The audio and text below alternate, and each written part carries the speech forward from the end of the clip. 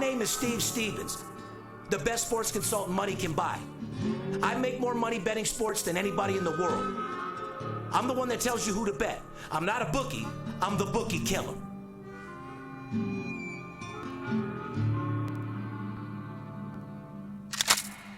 If money talks, then I got a lot to say. I'm on the grind trying to make $100,000 a day. The game that I pick, believe me, it's a winner. What I know could get you rich, cause all I pick is winners. Welcome to Las Vegas. Money talks, money talks. Welcome to Las Vegas. Welcome back, ladies and gentlemen. You're tuned into the VIP Sports Podcast. I'm Darren Otero, a.k.a. Steve Stevens, the Bookie Killer. Sitting here with my ride-along host, the Paparazzi. What's going on? Man, it was a late night for me last night. I was out with the skipper. Made a rare appearance on Fremont Street. Shit. Skip loves some Fremont Street. He cashed in on the Texas Rangers last night, had them on a future at 30-1, so he was in a good mood. Shout out to the big skipper cashing in $25,000 on that Texas Rangers win last night. Yes, and we had quite the night, so the skipper was in full effect. Oh, did he get faded or what? Did anyone have to carry him home, or he was just low key? No, he got a little bit buzzed up there. The skipper was pumped and started throwing that money in them Keno and them motherfuckers. Oh yeah, I know what he was doing. Yeah, there was some Keno, there was some Apple Crown, there were a few cigarettes, maybe a couple of packs. But the skipper was in full effect. This is now his fourth straight future bet in the last 4 years in baseball. Absolutely. I love it. Well, like I said, it was a great Halloween for me. I didn't even show up to the office yesterday. No. We took a day off yesterday, passed all my clients. It was a real happy Halloween for Steve Stevens. But now, do you think these people would think you filled up on candy or pumpkin seeds? No, it was a little bit started off real light night, seltzer. You know, I had the kids there. Kids are 22, 23. Had a couple Trulies, thinking it's going to be a slow night. Then when Kelly came out in her outfit as Sandra D, oh boy, that's when my dick started moving a little bit. Then I got a little excited. Before you know it, I'm taking shots of tequila, and all I'm thinking about through the night is bending Sandra D over. You know what I mean? Boy, so, yes. But either way, went out with the kids, had a great night. It was a great Halloween. Didn't seem to have any problems, but I got completely faded. Was throwing up like a 14-year-old, and thought I was going to die yesterday, to be honest with you. Now, can you stay drinking with the 22 and 23-year-olds? I'll turn anybody out drinking. So Steve Stevens can still hang with the 22 and 23-year-olds. I might be skinny, but I'll start at 7 o'clock at night, and I'll roll till 6 in the morning. It's no big deal. God forbid some narcos are involved, I might go on a 2-day run. You'll see me out for... There ain't too many times I've done it, but trust me, I've been in the cutters where I've went through all 4 bartenders throughout the whole shift twice. Now, did I get home with my lips chapped, my fucking feet hurt, and in trouble? Absolutely. But I think we got a podcast to do. We do. We got some breaking news, too, to go into. Yes, we do. Welcome back, guys. Today's November 2nd, podcast number 387. Today's podcast is sponsored by our boys over there at the Money Team. Floyd Mayweather. Shout out to Money May. Anyway, guys, you guys want to get a hold of us, 877-220-6540. Go to the website, VIPSportsLasVegas.com. Put your phone number in, and I'll get back with you with a free pick. Follow us on Instagram, Twitter, VIP Sports LV. If you don't want to call, DM me. That's probably the best way about doing business with myself. Remember, guys, we will not spam about promotion or DM you about any bullshit. So I also would say make sure you check for that blue check to make sure it's us, but anyone can buy a blue check. Just ask anybody in our industry. Yeah, I'm sure they're getting thousands of messages from blue check marks all the time. 100%. But we do have some breaking news, like the paparazzi said. Sounds to me like Mark Davis finally listened to El Scorcho. I think Mark Davis must be our new #1 fan. Oh, he is for sure. I got a little alleged story for you about how the firing went down. You want to hear it? Let's hear it. Well, apparently the last straw, was when McDaniels, who was well known around the league, circles as a guy who goes all out for Halloween. Okay. And I don't mean to cut the story off, but there are a lot of people that go all out for Halloween, and pretty corny, to be honest with you. But anyway, keep the story going. He goes all out for Halloween. He came to the Raiders facility dressed as Mark Davis the day after losing to the Lions on Monday Night Football. Shouldn't be too tough to imitate him. All you got to do is cut your hair with a bowl and wear white. You're Mark Davis. Yeah. Wear a white suit. Exactly. Put a little wrinkles on your face, brown your teeth up a little bit, and you're Mark Davis. Davis seemed to take it in stride at first, okay? He appeared to laugh and even ordered his trademark P.F. Chang's lunch delivered to Coach McDaniels to complete the look. because you know Mark always eats P.F. Chang's. Yeah. Well, after the two had eaten, David suggested McDaniel read his fortune cookie. You know what that fortune cookie said? What did it say? You're fired, hotshot, according to multiple sources who viewed the dessert. Oh boy, that's the way to get fired. Could you imagine could you imagine? The story I don't think is real, but I thought it was funny as fuck. The real story is he's out trick-or-treating with his kids, gets a text message and says, you're fired. Yeah. I bet you this wasn't too happy of a Halloween for him. Which one do you think would have been better, the actual one or the P.F. Chang story? Probably the P.F. Chang story, to be honest with you. But anyway, Josh, see ya. Wouldn't want to be you. You're a fucking disgrace. You did nothing for our fucking team. You were great as an offensive coordinator, or was he defensive? No, he was an offensive coordinator. Offensive coordinator. You didn't do shit as a head coach. You're terrible. And a few other people are going to feel the wrath of this as well. And this is not over. No. Okay, I'm just getting started. Raiders named formerly New York Giants stud inside linebacker and current Raiders linebacker coach Antonio Pierce as the new interim head coach. Little more advice for you. Don't make him the head coach. No. I don't give a fuck what he does with the season for the rest of the year. I don't give a fuck if he wins 4 games straight. Let's go find a real head coach like we've been telling you the whole time. Never should have got rid of Gruden. No, I agree too. John Gruden was Last year got us to the playoffs at least. Yeah, no shit. But Gruden, you got to admit, man, you know, everyone knows he's not racial. All the brothers came out and said he's not racial. We just never should have got rid of him. But get a coach on that level. correct. Okay? Raiders also fired offensive coordinator Mick Lombardi, who was not related to Vince Lombardi. Aiden O'Connell, Veronica, you've been hollering for him all year long. A 4th-round pick out of Purdue has been named the new starter, which means Garoppolo got benched with your bitch ass. Yep, we gave Think him you're cute as fuck, sitting on the sideline, got your uniform all creased and shit. with $73 million. You fucking suck. You're getting fucking released for sure, and guess what? Your bitch ass is on the bench.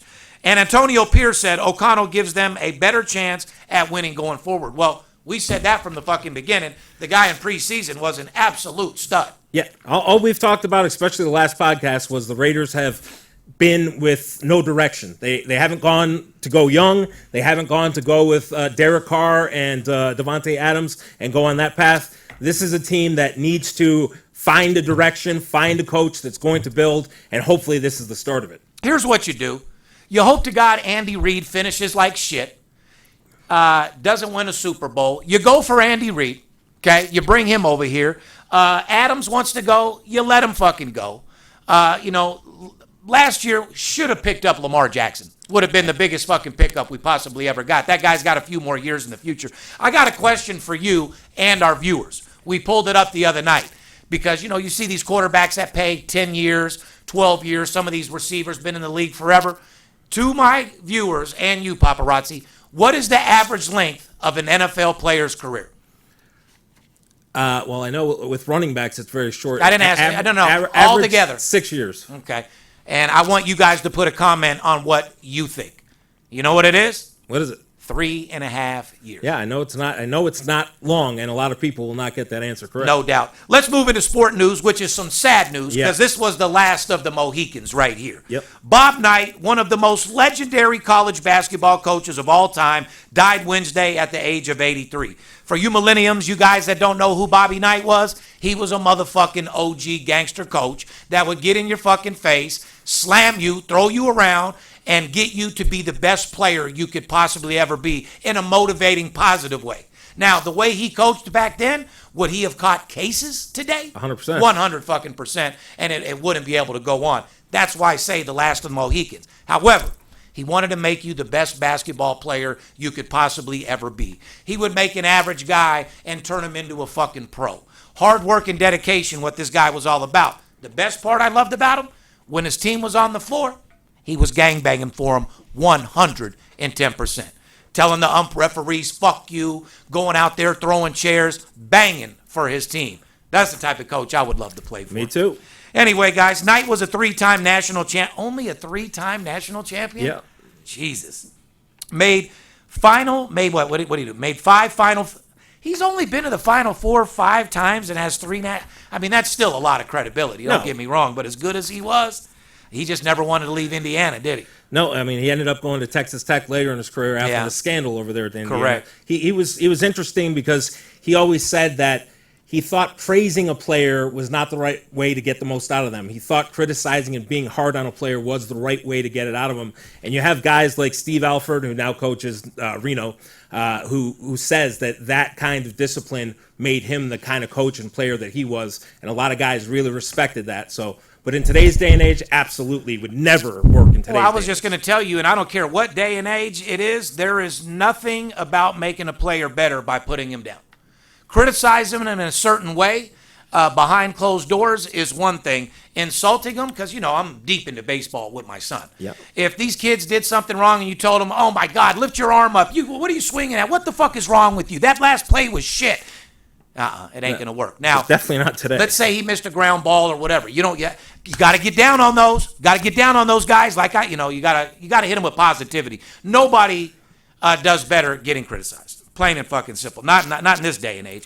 Anyway, he went to the Final Four 5 times. Knight's first coaching job was at the Army in 1965, and one of his players was Coach K. Mike How OG Krzyzewski. is that? Knight coached the Indiana Hoosiers from 71 to 2000. R.I.P. to the legendary Bobby Knight. Yes, sir. What do we got in NHL? I mean, I talk about it so much, these people might think it's a fucking joke. I suggest you guys purchase those boss plays, because my boss plays and personal plays are the only service where I offer my first period totals. Anybody who has not got involved with your first period totals in the NHL is making a big mistake. I highly suggest, with holiday time coming around, guys, if you want to pay for those Christmas presents and everything, especially with the economy, all you got to do is invest in this package with them. You'll pay for it right there. What about NHL early season first period overs? Carolina 8-2, Philly 7-2, Jersey 4-0 last 4 games, Chicago 4-1. Nice 23-5. Could you use a 23-5 run, guys? There ain't nobody listening to this podcast right now. As much as I love all my fans, all my viewers, all my sports bettors, my job is to make you guys better sports, bettors. This whole idea of the podcast was for the legalization of sports betting and to make brand new sports bettors and educate them on what money management and discipline is and how to be better sports bettors. Period. But there's no one that's listening to the show that's 25-5. No, and I know it's fun, guys, to watch football and want to bet the Giants versus the Jets, but that's not a game to bet. When he's got games that you can make money on, go and throw your chicken wings and do everything and bet 10 or 20 bucks on that game that you want to watch. But if you're here to make money, invest in these packages he has, because he can make you money. We're here to make you a second income, guys. We're not here for you to make a degenerate more of a degenerate. And our job is to take you guys, a lot of you that are degenerates, that have no discipline at all, and make you better sports bettors. It's bad enough the casino has the edge. It's bad enough the casino sets the line. So there's got to be, inside marks. Guys, the information I get, unlike all these other wannabes, you have access to all that information.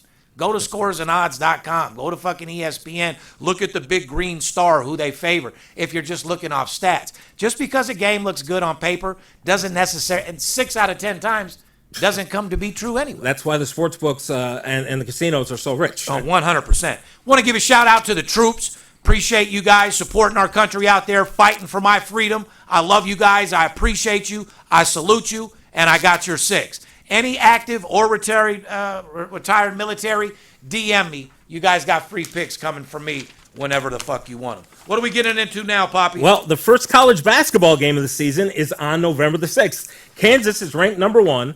Number 3, Purdue, has become a major betting target ahead of the 2023-2024 season. About 1/6 of all college basketball championship handle is on Purdue. And Purdue's Zach Edey is the only second consensus player of the year to return to college since 1987. Well, congratulations, Zach, huh? He's a big Forrest Gump guy, but he's got a lot of talent, and Purdue will be tough to handle this year. And I'll give some pre-advice to college basketball, which I am a fucking triple OG in. Stay away from the top 25 teams, at least for the first 4 weeks. Remember, beginning of the season, lines are soft. The bookies, the odds makers don't know how to set the line yet. They're going off last year's power rankings. Well, fortunately and unfortunately, there's new players. A lot of juniors turn to seniors, as you would expect, and it's going to be a whole different season. So it takes about 4 weeks for the bookie to adjust And that's why you got to stay away from top 25 teams. Too many little teams, big boys against little kids that you can just make easy money. And you got to remember now with the transfer portal, these kids are allowed to transfer colleges unlike ever before. So a lot of these guys have switched teams and everything like that. So like you're saying, with the books, they really don't know how to set these lines. But you forgot the best part about what they're also getting. That motherfucking money. Yes. They're correct. no longer starving eating top ramen, boy. Right. They're out there balling, wearing motherfucking all the top brand names. Dressing like you. Yeah, those motherfuckers are living like millionaires, so their confidence level's up, they're feeling good, and you're going to get some better play out of them for sure. Let's do a little recap, Poppy. Many former boxers, God, Vegas Dave had to be stressed out of his game of the year. Man, he was sweating for sure. Oh, my fucking God. He had fucking Fury minus 1,400. Public says it should have been a draw or Fury loss. What's your opinion? I watched the fight. I thought Ngannou did extremely well. Had I have been a judge, I would have given the fight to Ngannou, to be honest. I think he got absolutely robbed. He should have won the decision over Tyson Fury. Mike Tyson was there. Mike Tyson was going crazy for Ngannou. Ngannou was supposed to have no shot in that fight, and he put on a clinic. Correct. They give him that win, and you cost that book that minus 1,400 that everybody and their mom bet. Someone would have got killed. They'd have burned down the book. For fucking sure. But ugly fight overall. Shows how weak the heavyweight division is. Jay Prince got a couple heavyweights. Let's get those guys going, Jay. We don't need you to save the heavyweight game, because it's saturated. That fight was disgusting. Yeah, I mean, by the way, your boy did great. Fury looked stupid.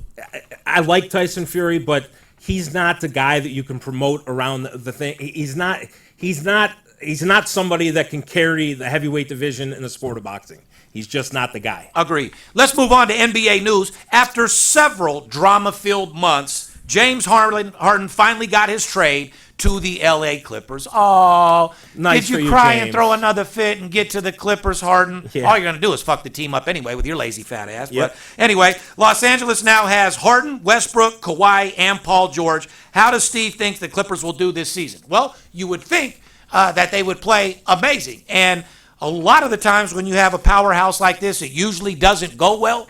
But I'm going against the grain. I think they're going to be fucking great. I think Harden has one more shot to get. As long as Harden is in shape, everything is fine. You know, you see him on Instagram, a little baby. They're at a lot of parties doing their thing. However, I'm impressed with the Clippers so far this year. I like them. They're going to win and cover a lot of fucking games. I totally agree with you. I hate that James Harden ruins teams and causes all the But he problems doesn't shoot as much as he used to. No, and so he could be. He can do good. This can work. These four guys right here can make it work. And they have some other good players. Norman Powell's a good player. Terrence Mann's a good player. This team could definitely make some good playoffs and do some damage. Is Harden going to be the superstar out of the four names we just named? No. No, Kawhi and PG3 are the without any shadow of a doubt. However, PG-13. Kawhi can get a little bit more energy in his game like he used to as well, man, because that guy's he played great last night. Silent but fucking deadly, boy. It was a great game last night, the overtime with the Lakers. The Lakers ended up winning that game, but Kawhi and PG-13 played great last night. Also in the NBA, the first ever in-season tournament begins on Saturday with the Cleveland Cavaliers and the Indiana Pacers. Here's what it is. 6 groups of 5 teams each, 3 from the East, 3 from the West, will compete. Eventually, there will be a knockout round and a semifinal rounds in Las Vegas on December 8th with the championship match 2 nights later. I love it. I love it, too. I think they should do more shit like that. It'd make the NBA a hell of a lot more money, and it would be fans that aren't too excited about NBA more excited. Yeah, I totally agree. New innovations like this are perfect for what we need. How much is the NBA's commitment to the sports betting the driving force behind creating this in-season tournament? A lot. Tons. A lot. Like I said, ever since they made the money cut those deals with the books, they are happier than ever, and the money is flowing. Guys, there's more money in these sport teams and in these casinos than you guys have any fucking clue. Trillions of dollars are being passed around. Yeah, you went from sports betting being so taboo to the major leagues here teaming up with sports books and everything like that because of how much money there is, and I think it's great. I think everything that they're trying to do is just more invigorating, and it does well for everybody. When we made history with our show Money Talks 8 years ago, the FBI, the Attorney General, guys in other states were so scared of me coming out with the real deal of what was happening every motherfucking day as it is, and they were so scared that this is too much for the air. And look where we are today. You're welcome, guys. Correct. Steve Stevens made history, let everybody know about sports betting, supported the legalization from it ever since. I feel like I contributed my part. You're a true pioneer. That is correct. Absolutely. Anyway, NBA, Boston beat Indiana by 51 points last night to move 4-0 straight up on the season. What are you thinking about Boston? I think Boston is going to be a team you're going to have to contend with in the East. Indiana is a team that's going to score a lot and give up a lot of points, play a lot of overs with Indiana this season. Brooklyn Nets have started the season 4-0, but be careful with them against the spread. Yeah. Last year, they were brutal. They were, but they made a lot of changes at the end of the season. Ever since they got that core trades, they've been a lot better, and this is a team that might surprise you a little bit. Who's the best player in the NBA? Best player in the NBA? That's... What'd you say? 100%. I like the Jokic, Joker. no doubt about it. Number 2, what? The Freak? Number 3, Durant? Who do you guys think are the top 3 players? Paparazzi was stuttering like he got caught stealing something. Yeah, You're still stuttering. Stuttering. All right, yes. Let's move on to the NFL segment. I'll give you guys that next week. Stat of the week. Last Sunday, Dallas beat the Rams 43-20, and that was the first time in NFL history that a game finished with the final score of 43-20. Is that fucking insane? That's weird. Yes. The first time ever a score ever landed on 43-20. I think you guys should take that stat and go bet somebody at the bar. I think you'll make a little bit of money on that one. No, what I think they better do is go grab their pen and a piece of paper. I'm about to spit some flames for you guys out there. For all you guys out there that watch the show for them free golden nuggets. Yeah. Let's do a recap first. We said 8 out of the Chiefs' last 10 games as favorites have gone under. Result? Kansas City lost 19-8, and the game easily went under. I also put out a video, actually, during the podcast, where I said it was a trap game. I mean, how much can I say? I told the people outright. It wasn't designed for the public to win.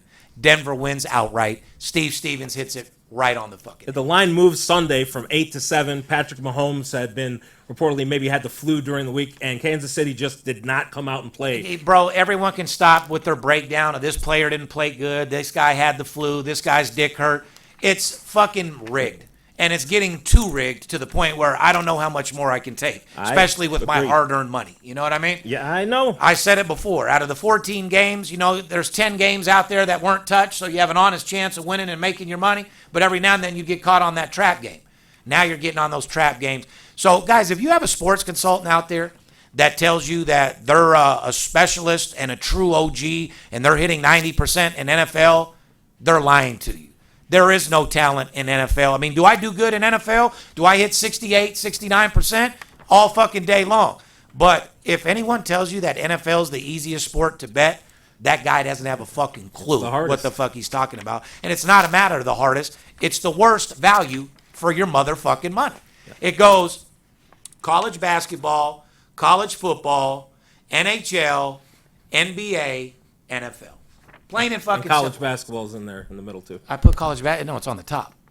You started with college basketball. Yeah, 100%. What do you mean in the middle? There's way too much money to make in college basketball if you follow and know what the fuck you're doing, especially in this day and age. Anyway, Golden Nuggets, guys, go ahead and grab your pen and a piece of paper. Get a little fired up because we're ready to spit some fucking game. You ready, Bob? I'm ready. Golden Nuggets, guys. Ravens at Seahawks. Seahawks +6. Here's the Golden Nugget. Lamar Jackson is 17-1 straight up in his last 18 games against NFC conference opponents. But Seattle's playing good and are currently 5-2 straight up this season. The only time you don't want to fuck with Baltimore is when they have a -8 line or higher, even though they'll win the game. But, this is looking for a Ravens win. Love Lamar Jackson. Love Baltimore. Love to see them, in my opinion, make a Super Bowl run. Now, would you lay the 6, or would you put them in a money line parlay or a teaser? The only tease you're getting is at the strip club. I don't do parlays. The only time you would do a parlay is if on Sunday you had a great week and had an extra 50,000, so you fuck around and throw a parlay in. But no, this isn't a game that I'll be betting myself, but on paper, Ravens all day. There you go. Here's the nugget. We said the Giants are 6-1 to the under. Guys, the result, -9 passing yards last week against the Jets. The Giants are now 7-1 to the under. Since we brought the podcast back, I've been giving you this stat every fucking week. It's undefeated. So you're welcome, guys. No big deal. Giants are at the Raiders. Oh, that should be a great game. Oh, that's going to be a fucking phenomenal game. Yeah. Two best teams in the league. Giants versus the Raiders. My God. What do you think the fans are going to be more excited about, the alcohol or the game? The alcohol. Oh, 100%. Anyway, Las Vegas is -1.5, although I will tell you the vibe of the Vegas fans, just like Veronica, Ed, we're probably going to give them one more shot with excitement, just to support that they fired the coach and all that shit, to show that we still have a little bit of love, and we want to see O'Connell, right? So you'll probably get all the fans out there. You think the seats will still be filled come Sunday? Yeah, I do. I think people I do. With all the changes, I think people are 100%. That's why we got to figure out a special move to keep them. But they had to. They didn't do that, dude. It was done. Giants have scored just 95 points total in 8 games. So, this is another fucking shit game. But we'll the Raiders could actually win one. Yeah, they have a chance. But don't think the Giants aren't trying to get one either. Yeah. Vikings are 7-1 to the under, and unfortunately, Minnesota lost Kirk Cousins for the season after he tore his Achilles, which is a major loss. That's a devastating loss for them. The guys that they have as backup quarterbacks are not very good. Minnesota's season is over, in my opinion. I would take a healthy Kirk Cousins in LV any day. Yeah, me too. Anyway, so Vikings are 7-1 to the under. So, like I said, guys, pay attention. Jacksonville is hot, and they were 5-0, both straight up and against the spread in October. The Jags have a bye week this week. Here's the question. And Buffalo looking shaky at times. Buffalo looking shaky at times, or shaky all the fucking time? Yeah. Are the Jags legit Super Bowl contenders? Yes or no, Poppy? The Jags won a playoff game last year and lost in the divisional round. To me, no, they're not. They have talent. They have and they talent. could sneak somewhere in there, but are they on my list? Absolutely not. Now, they can make a little bit of a run. They're a team improving, but I still think they're a year or two away from me. You like Inspector Gadget? I liked Inspector Gadget. No, their quarterback. Oh, Trevor Lawrence? Yeah. I like Trevor Lawrence. He's a winner. He's a winner, and I think he's adapted to the NFL pretty fucking good, to be honest with you. He has. But I think they're a year or two away still. I still think they're in that building process. Of course they are. Philly has the best record, though, at 7-1, but they have had some very close calls against some not-so-great teams. Here's a player prop. A.J. Brown has gone over 125 yards, receiving yards, in 6 straight games, which is an NFL record. So all for you small guys out there with your prize picks, Steve Stevens looking out for you, too. Yeah. However, guys, if you are on prize picks, and you call to sign up with my service, I don't do prize picks. That shit's for kids. I do real sports betting. Yeah. Sides, totals, first 5, first halves, first period, hockey totals, shit like that, guys. I don't do prize picks. Let's move on. What's the game we got? Really good game. Bills at the Bengals. Cincinnati is favored by 2. The total is 48.5. The Bengals took down San Francisco last week in the Bay, and San Francisco has now lost 3 straight games. The trend in this one, the Bills are 1-4 against the spread their last 5 games, and 1-4 against the spread their last 5 games against Cincinnati. Another trend, the Bills, though, are 9-2 to the under their last 11 road games. That's what we're saying. To all my Bills Mafia fans out there, you don't always have to bet on the team. You might want to look at the total. That way you can watch your team hopefully win and get paid at the same time, because betting the Bills with the spread is not it this year. No, and there's another game of the week, guys. Make sure you get up early, because this one, I believe, is in Germany. The Dolphins and Kansas City should be a really, really good game. Very early, though, 6:30 in the morning on Sunday. Absolutely. College football Golden Nuggets. How about UNLV Yes. running Rebels with a remarkable 7-1 record against the spread, which we've told you guys that for the last 6 weeks. Yep. Okay. You're welcome. Another one. 7-1 UNLV against the Does spread. that make you happy as a native Born and raised Vegan? Las Vegas? Of course. I always want to see UNLV win. If we could get our basketball what I really like to see is our basketball program get back to where it needs to be. That's what would make me excited. And we have the money to do it. I don't know what the fuck is going on. It's baffled me for the last 20 years. Penn State is an 8-point favorite against Maryland this weekend. Penn State is a perfect 5-0 against the spread as a favorite this year. They are. The only game they didn't cover this year was against Ohio State, I believe. Arizona plays number 20, UCLA, this week, and Arizona is a perfect 4-0 against the spread versus ranked opponents. You guys writing that shit down? Number 12, Mizzou, at number 2, Georgia. Those fucking Bulldogs, minus 15.5. Here's the trend, guys. Georgia is winless against the spread, 0-5 as a 15-point favorite or greater this season. Yeah, that's Georgia wins games and Georgia is impressive, but they're not covering the spread. So if Last time I checked, you bet to cover the spread and make money. That's what we do on this show. Yeah, so anytime they're minus 15, they're 0-5. Yeah. Remember that, guys. Number 5, Washington at number 22, USC. Very high 75-point total. USC won, but gave up 49 points to Cal last week. Is their defense getting weak, or they've been weak? They're one of the worst defenses I've ever seen. I agree. You and me and everybody else in this office could go and score fucking 50. Fucking mind-blowing an organization like that not being able to put a defense together. USC has given up 6 yards per play this season.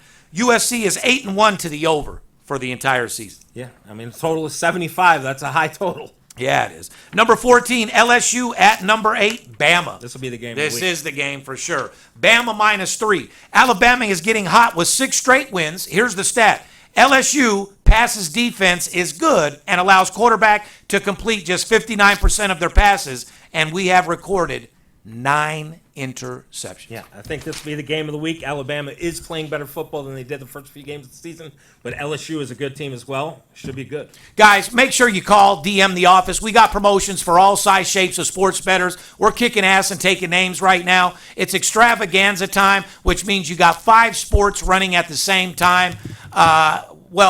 One just cut off, obviously. Did we give a shout-out to the Texas Rangers for winning the World Series? No. Shout-out to the Rangers. You guys got it done, and you guys are true champions. You deserve it. Congratulations. But like I said, guys, in sports betting, the formula for success is money management and discipline.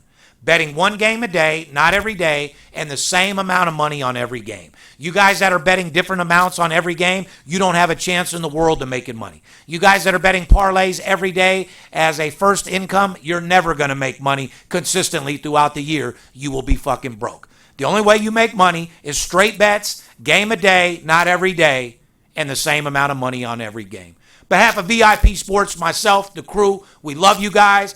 We got all sorts of new stuff coming, all sorts of new videos. As you know, your boy Steve got lazy for a little bit. I'll be the first to admit. But when you got my type of paper, Poppy, it's easy to do. You know what I mean? Understand it. But I got to come back for you guys. I'm here for you. I'm here to support the sports betting legalization, and I'm here to make you better sports bettors. We love you guys. See you next week. And remember one thing.